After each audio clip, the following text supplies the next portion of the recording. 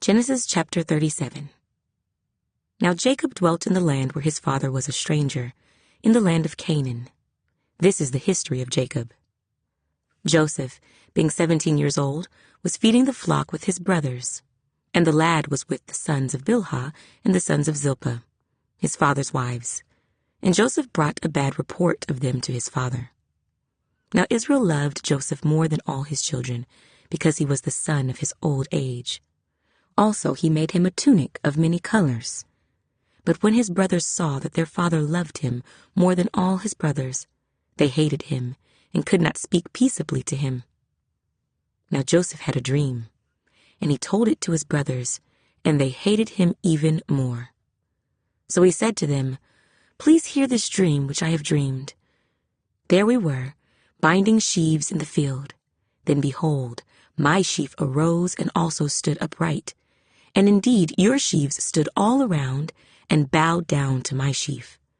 And his brothers said to him, "Shall you indeed reign over us, or shall you indeed have dominion over us?" So they hated him even more for his dreams and for his words. Then he dreamed still another dream and told it to his brothers and said, "Look, I have dreamed another dream, and this time the sun, the moon, and the 11 stars bowed down to me." So he told it to his father and his brothers, and his father rebuked him and said to him, "What is this dream that you have dreamed? Shall your mother and I and your brothers indeed come to bow down to the earth before you?" And his brothers envied him, but his father kept the matter in mind. Then his brothers went to feed their father's flock in Shechem, and Israel said to Joseph, "Are not your brothers feeding the flock in Shechem? Come, I will send you to them." So he said to him, "Here I am."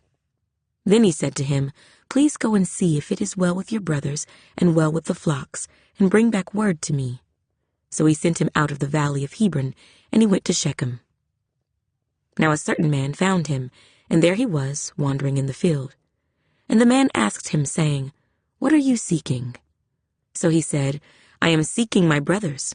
Please tell me where they are feeding their flocks." And the man said, "They have departed from here, for I heard them say, 'Let us go to Dothan.'" So Joseph went after his brothers and found them in Dothan. Now when they saw him afar off, even before he came near them, they conspired against him to kill him. Then they said to one another, "Look, this dreamer is coming. Come therefore, let us now kill him and cast him into some pit, and we shall say, 'Some wild beast has devoured him.' We shall see what will become of his dreams." But Reuben heard it, and he delivered him out of their hands and said, "Let us not kill him." And Reuben said to them, "Shed no blood, but cast him into this pit which is in the wilderness, and do not lay a hand on him, that he might deliver him out of their hands and bring him back to his father." So it came to pass, when Joseph had come to his brothers, that they stripped Joseph of his tunic, the tunic of many colors that was on him.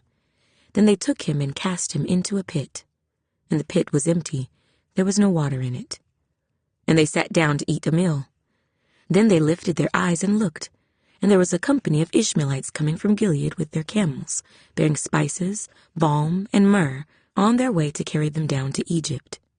So Judah said to his brothers, "What profit is there if we kill our brother and conceal his blood? Come and let us sell him to the Ishmaelites, and let not our hand be upon him, for he is our brother and our flesh." And his brothers listened. Then Midianite traders passed by, so the brothers pulled Joseph up and lifted him out of the pit, and sold him to the Ishmaelites for 20 shekels of silver. And they took Joseph to Egypt. Then Reuben returned to the pit, and indeed Joseph was not in the pit, and he tore his clothes. And he returned to his brothers and said, "The lad is no more, and I, where shall I go?" So they took Joseph's tunic, killed a kid of the goats, and dipped the tunic in the blood. Then they sent the tunic of many colors, and they brought it to their father and said, "We have found this. Do you know whether it is your son's tunic or not?" And he recognized it and said, "It is my son's tunic. A wild beast has devoured him." Without doubt, Joseph is torn to pieces.